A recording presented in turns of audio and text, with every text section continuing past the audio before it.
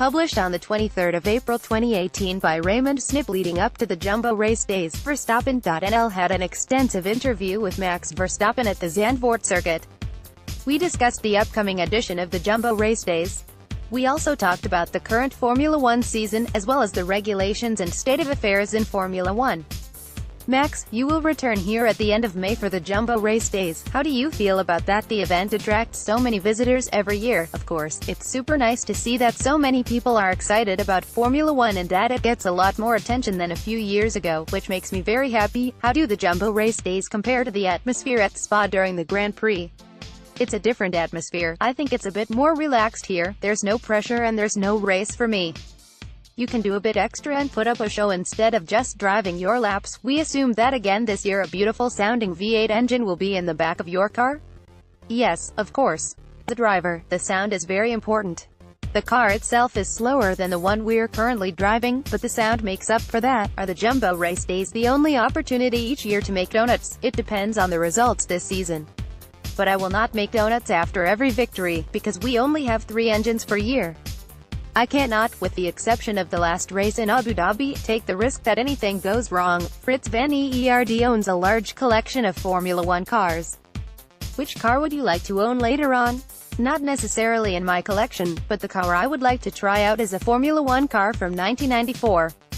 They have a very nice shape, maybe a car from 2007 or 2008 as well.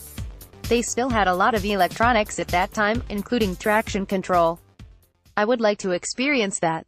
The president of the Jumbo company will compete in this year's 24 Hours of Le Mans with his own LMP2 car. Any idea if you would like to do this later on? I would only want to do this with my father, not with anyone else, and then of course we will not do it just for fun. I think everybody understands that. You already made some commercials for Jumbo. How are your acting skills coming along? I will be playing in a movie next year. I will be the lead character, haha.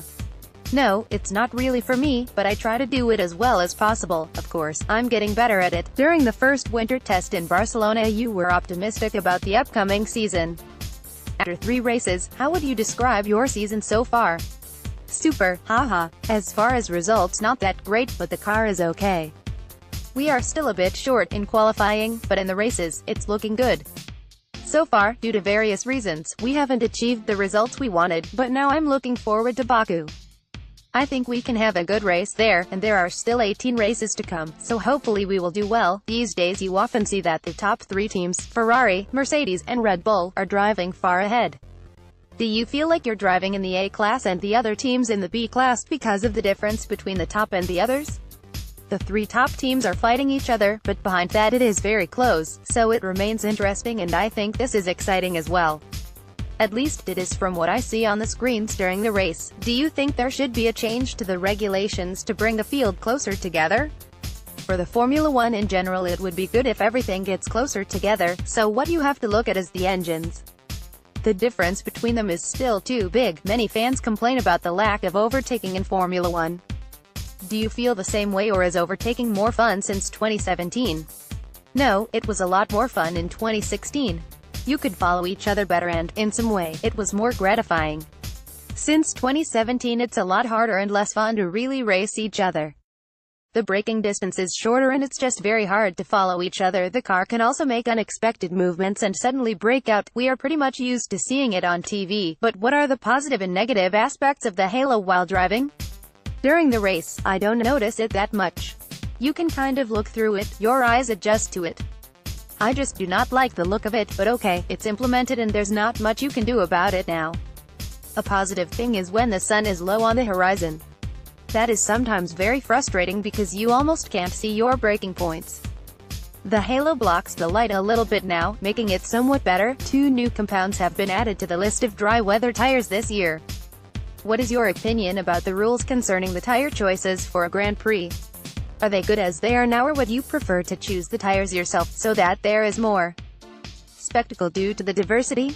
No, actually I don't. I would only like to see a soft and a hard tire, but ultimately people do not have to know if it's ultra soft or super soft. When you go to a track and you take an ultra soft and a soft, then you call the ultra soft a soft one and the soft one will be the hard tire. I think people do not care how soft the tire really is. The last race in China there was a gap between the tire compounds. Was that a good move in your opinion? I expected a bigger difference because I did a stint on the ultra-soft tires which was just as long as the others on a soft tire. The Azerbaijan Grand Prix is the next on the schedule. What can we expect from you? The car is in a good condition and I think it will be even better on a street circuit. I am very much looking forward to it. In any case, Dune tickets for the Jumbo race days are available free of charge and exclusively when purchasing Jumbo Special starting Wednesday the 25th of April.